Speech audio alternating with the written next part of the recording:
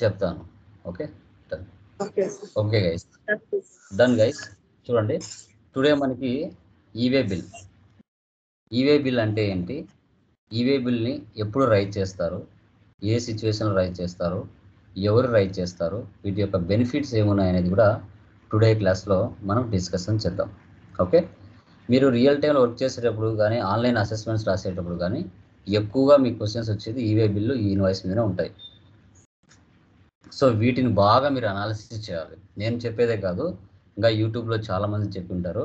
Okay, వాళ్ళ content కూడా మీరు ఒకసారి రెఫర్ చేసుకోవచ్చు, క్లాసెస్ వినొచ్చు, తప్పులేదు. మ్యాక్సిమం రియల్ టైంలో ఈ ఇన్వాయిస్, ఈవే బిల్ మీదనే ఎక్కువ ఉంటాయండి. ముందే చెప్తున్నాను, ఈవే బిల్, ఈ ఇన్వాయిస్. ఇప్పుడు వరకు మీరు నేర్చుకున్న లెక్క అంతా వేరు, కానీ ఈ రెండు టాపిక్స్ వేరు. ప్రాణం అంతా ఈ రెండు టాపిక్స్ మీదనే ఉంటుంది. Okay, PPT కనపడుతుందమ్మా? కన్ఫర్మ్ చేయండి ఒకసారి నాకు.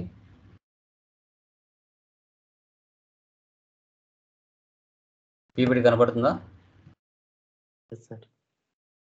Yeah yeah, done guys, done. So first one చూడండి, మనకి లైక్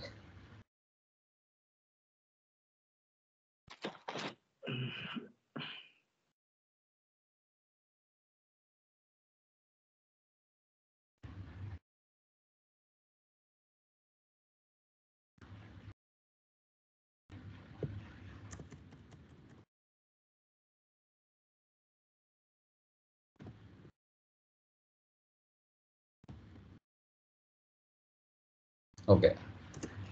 సో ఫస్ట్ వన్ చూడండి, మనకి ఈవే బిల్ అంటే ఏంటి.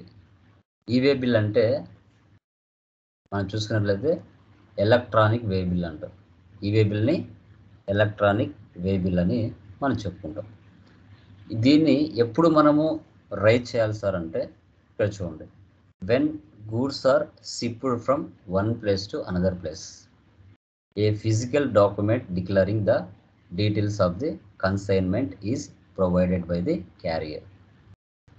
ఒక స్టాక్ ఏదైతే ఉంటుందో ఆ స్టాక్ ఇన్వెంటరీని ఒక ప్లేస్ నుంచి మరొక ప్లేస్లకి తీసుకుపోయేటప్పుడు ఫిజికల్ డాక్యుమెంట్స్ రూపంలో, ఓకే, దాన్ని మనం ప్రజెంట్ చేసేదాన్నే ఈవే బిల్ అంటాం.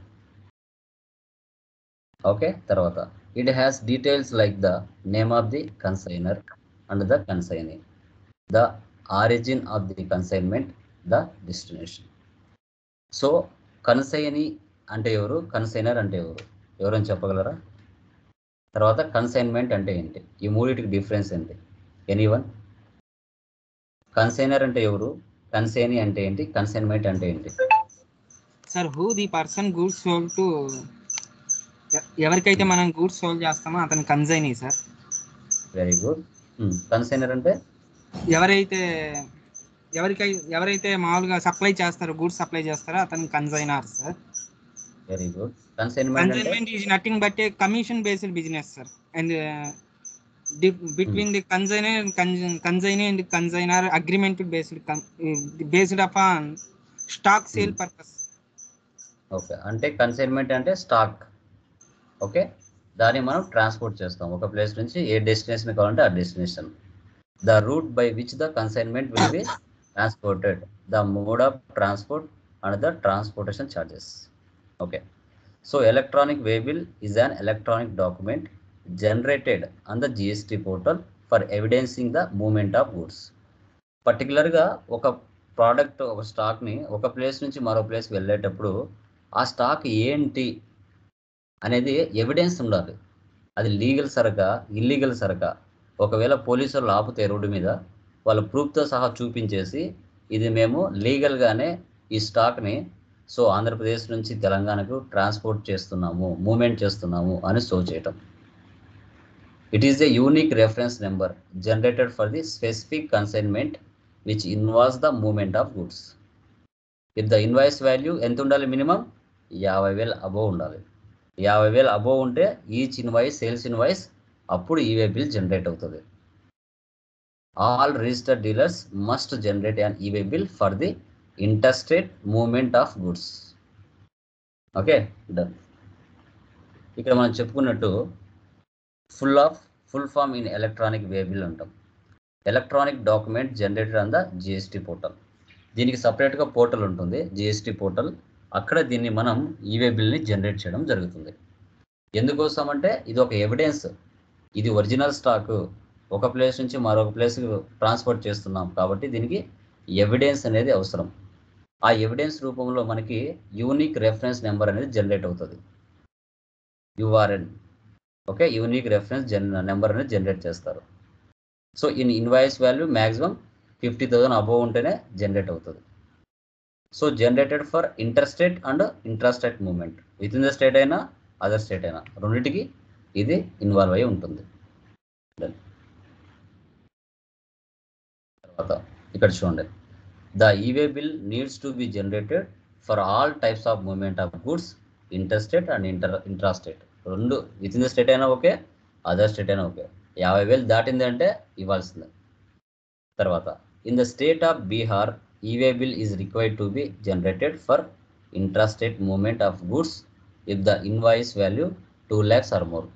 బీహార్లో మాత్రం 50,000 కాదు, ఈ 2 లక్షల పైన అబోవ్ ఉంటేనే బీహార్ స్టేట్లో ఈవే బిల్ అనేది అవసరం, లేదంటే లేదు. అది బీహార్కి ఇచ్చిన ఎగ్జంప్షన్. తర్వాత like wise Delhi, Tamil Nadu, Maharashtra and West Bengal the e-way bill must be generated for intra state. Intra అంటే with in the state, inter అంటే other state. Movement of goods if the invoice value is 1 lakh or more. Delhi, Tamil Nadu, Maharashtra and West Bengal 1 lakh ఇక్కడ limit. In Mizoram the e-way bill threshold limit only 10,000 for intrastate movement of goods. Madhya Pradesh and Chhattisgarh state government have notified that an e-way bill is not required for the intra-district movement of goods. Madhya Pradesh, ఛత్తీస్గఢ్లో అయితే కన్నా okay, with in the స్టేట్లో e-way bill అవసరం లేదు అని చెప్పింది. ఇలా ఈ స్టేట్లు ఏవైతే ఉన్నాయో ఈ స్టేట్లో వీటి యొక్క లిమిట్ అనేది ఇలా ఉంది ఈవే బిల్ సంబంధించి. ఓకే, తర్వాత e-way bill invoice value intrastate movement. ఇక్కడ చూడండి, బీహార్ స్టేట్ వచ్చేసి బీహార్ 2 lakhs అండ్ అబోవ్ పైన ఉండాలి. ఢిల్లీ, తమిళనాడు, మధ్యప్రదేశ్ అండ్ వెస్ట్ బెంగాల్ వీటిలో వచ్చేసి 1 lakh. మిజోరం అయితే 1 lakh 10,000. మధ్యప్రదేశ్ అండ్ ఛత్తీస్గఢ్లో అయితే not required. So an eway bill can also be generated for goods worth less than 50,000. కొన్నిట్లో లెస్ దాన్ 50,000 కూడా ఇచ్చే కొన్ని ప్లేసెస్ కూడా ఉన్నాయి. అది వాళ్ళు పెట్టుకున్న norms and rules and regulations బట్టి ఉంటాయి. ఎగ్జాంపుల్ చూడండి, దీంట్లో e way bill has 2 components such as part A and part B. రెండు ఉంటాయి మనకి, పార్ట్ ఏ, పార్ట్ బి అని. పార్ట్ ఏ ఏం ఫిల్ చేయాలి, పార్ట్ బిలో ఏం ఫిల్ చేయాలి అనేది కూడా చాలా important. So part A form EWB01 చూడండి, క్లియర్గా ఇచ్చి ఉన్నాము, మీకు అర్థమవుతుంది. జస్ట్ ఒకసారి బ్రీఫ్గా చూడండి. ఫస్ట్ పార్ట్ ఏ గురించి డిస్కస్ చేద్దాం. చూడండి, part A GSTIN of recipient. Receiver GST number, if unregistered then remark URD. తర్వాత place of delivery, pin code. ఇప్పుడు మనము ఎవరికైతే స్టాక్ పంపిస్తున్నామో సో వాళ్ళకు GST నెంబర్ అనేది మ్యాండేటరీగా ఉండాలి. ఒక్కోసారి ఉండకపోవచ్చు కూడా, అన్రిజిస్టర్డ్ పర్సన్స్ కూడా ఉండొచ్చు. మనం రెగ్యులర్స్ కాబట్టి మనం కంపల్సరీగా సచ్చినట్టుగా మనమైతే జనరేట్ చేయాలి. తర్వాత పిన్ కోడ్ మ్యాండేటరీగా అవసరం, ఆ యొక్క కస్టమర్ పిన్ కోడ్ అవసరం. Invoice or challan number and date compulsory ఇవి అవసరం. Suppliers invoice or challan number and date ఇవి కంపల్సరీ ఉండాలి. అక్కడ pin code of place of delivery with approximate distance. తర్వాత value of goods, value as per invoice or challan number. HSN code, turnover up to 5 crores ఉంటే 2 digits, turn over above ఉంటే 5 crores and 4 digits, up to ఉంటే పైన 2 digits.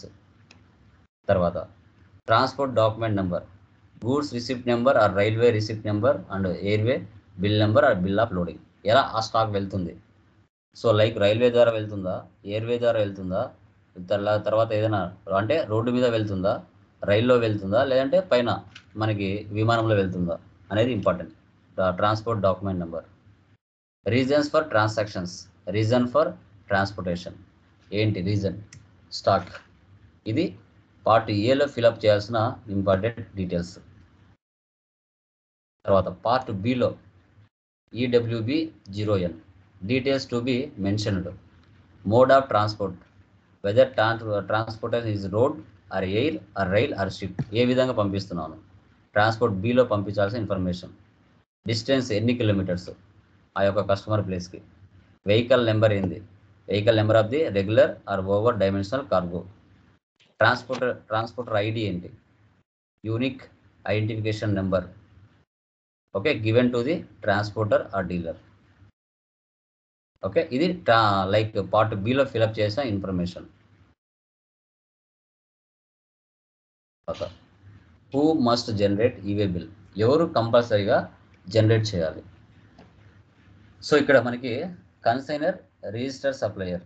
When the consignment is caused by a register person as a consignor. తర్వాత consignee or register receiver. When the consignment is caused by a register person as the consignee. Where goods are supplied by an unregistered person as the consignor to be A registered recipient. ఒకవేళ consignor register person అనుకోండి, okay, అతను like చేయొచ్చు, e-way bill rise చేయొచ్చు. తర్వాత consignee register person అయి ఉండి పంపించేవాడు register person కాకుండా ఉంటే ఏంటి అంటే, కన్సైనీ రిజిస్టర్ పర్సన్ కాబట్టి అతనైనా రైజ్ చేయొచ్చు, మనమైనా చేయొచ్చు, అతనైనా చేయొచ్చు, ప్రాబ్లం లేదు. తర్వాత ట్రాన్స్పోర్టర్ అయినా చేయొచ్చు, మూడు వ్యక్తి మధ్యలో ఎవడైతే ట్రాన్స్పోర్ట్ పంపిస్తాడో వాడైనా రైజ్ చేయొచ్చు. మనకి ఆ ఫెసిలిటీస్ ఉన్నాయి. When goods transported by A registered person either acting as a consignee or consignor in his own vehicle, hired vehicle, railways, by air, by vessel, the supplier or recipient of the goods should generate the e-way bill. Okay. The validity of e-way bill. Validity enti. The validity of the e-way bill is fixed as 1 day for every 200 kilometers. ఒక రోజుకి 200 కిలోమీటర్లు. Part therefore the validity can be extended online before the expiry. Okay, రోజుకు 200 kilometres అనమాట validity e-way బిల్కి. ఇవన్నీ మీకు ఇన్వాయిస్లో దాంట్లో online అసెస్మెంట్స్లో వస్తాయి. The e-way bill with a consignment should have the latest vehicle number which is carrying the consignment. So for example మీరు వెహికల్లో వెళ్తున్నారు, అది వెహికల్ చెడిపోయింది, అప్పుడు మీరు వెహికల్లో ఉన్న స్టాక్ని వేరే వెహికల్కి మార్చాలా. అలా మార్చినప్పుడు కూడా మీరు కంపల్సరీగా మెన్షన్ చేయాలా ఎక్కడ ప్రాబ్లం ఏంది, అందుకోసం వేరే దాంట్లోకి మేము మారుస్తున్నాం అనేది కూడా మీరు మెన్షన్ చేయాల్సి వస్తుంది consignment. So the contents of part A of the form EWB 01 can be edited or modified once generated. తర్వాత part B can be updated the vehicle details RR airway bills. మీరు ఏం చేయాలంటే మళ్ళీ ఎడిట్ చేయడానికి, modify చేయడానికి అసలు impossible, చేయలేం. ఒక్కసారి ఈవే బిల్ జనరేట్ అయిందంటే ఎడిట్ చేయలేం, మాడిఫై చేయలేం. ఓకే, కావాలంటే పార్ట్ బిలో వాళ్ళ యొక్క డీటెయిల్స్ని అప్డేట్ చేయొచ్చు వెహికల్ని. ఓకే, ఆ మార్చిన వెహికల్ని అప్డేట్ చేయొచ్చు. తర్వాత e-way bill process flow example. So Dakshin electronics private limited located in Bangalore, Karnataka have their supply to be sent to a Murugan Traders, Chennai. వాళ్ళ బెంగళూరు హెడ్ ఆఫీస్ చెన్నైకి సప్లై చేస్తున్నారు, Tamil Nadu. So Dakshin electronics private limited choose Ali transport agency. మధ్యలో mediator ఎవరు, Ali transport agency వాడు. ఎవరికి mediator, Bengaluru దక్షిణ electronic private లిమిటెడ్కి, మురుగన్ ట్రేడర్స్కి. వీళ్ళిద్దరికి మధ్యలో ట్రాన్స్పోర్టర్ ఎవడు, Ali transport agency. To move the supplies from Bengaluru to Chennai. Now let us understand the sequence of events in the generation and use of e-way bill using chart 1.5. Just ఇది ఒకసారి chart చూడండి ఏ విధంగా. So ఇది Dakshina electronic private limited Bengaluru, Murugan traders వచ్చేసి చెన్నై. వీరిద్దరికి మధ్యలో transport ఎవరు, Ali transport agency. E way bill పోర్టల్లో ఏ విధంగా అనేది ఇక్కడ జస్ట్ ఎగ్జాంపుల్ లాగా ఇచ్చాం. Goods are handed over to the transporter, first step. Second step, invoice details uploaded in form EWB 01. Part ఏలో మనం ఇంతకుముందు డిస్కస్ చేసాం కదా, అవన్నీ ఫిల్ చేయాలి. తర్వాత ఇక్కడ ఆర్లీ ట్రాన్స్పోర్ట్ ఏజెన్సీ ఎవరైతే ఉన్నారో వాడు పార్ట్ బి ఫిల్ చేయాలి. Invoice details uploaded in form EWB01 part B by the transporter. The e-way bill number generated. ఆ నెంబర్ జనరేట్ అవుతుంది. అది ఎవరెవరికి పోతుంది? ట్రాన్స్పోర్టర్కి పోతుంది, కస్టమర్కి పోతుంది ఆ e way bill number. The e-way bill details send to the customer for acceptance. అలా వెళ్తే వాళ్ళు యాక్సెప్టెన్స్ చేయాలి. కస్టమర్ కానీ ట్రాన్స్పోర్టర్ కానీ యాక్సెప్ట్ చేయాలి. ఓకే, అలా ప్రాసెస్ జరుగుతుంది. తర్వాత goods are deliver to the customer. తర్వాత కస్టమర్కి డెలివరీ అవుతాయి గూడ్స్. ఇది జస్ట్ దానికి సంబంధించిన మ్యాటర్ ఇది ఎలా అనేసి. ఓకే, మనకి ఈవే బిల్ అంటే దీనికి సంబంధించిన ఇన్ఫర్మేషన్ ఇది.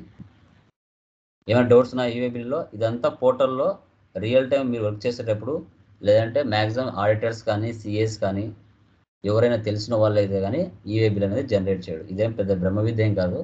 ఒకసారి మీరు చూసారంటే తెలిసిపోతుంది. ఇది మనం డూప్లికేట్లో చూపించలేము. డూప్లికేట్లో చేసి చూపించడానికి ఛాన్స్ లేదు, లేకుంటే చూపించేవాని. గుడ్ ఈవినింగ్ సార్, ఒకసారి ట్రై చేయండి సార్. నేను యూజర్ ఐడి పాస్వర్డ్ చెప్తా. ఏది వేబిల్కి వాళ్ళకి ఒకసారి క్రోమ్లోకి వెళ్ళండి. లేదు బ్రదర్, అది మీరే చేయండి. ఓకేనా? లేదంటే మీరు క్లాస్ చేసి చూపించండి ఒకటి. ఓకేనా? టైం ఇదవుతుంది కదా మనకి. కావాలంటే రేపు క్లాస్ తీసుకొని చూపించండి. ఓకే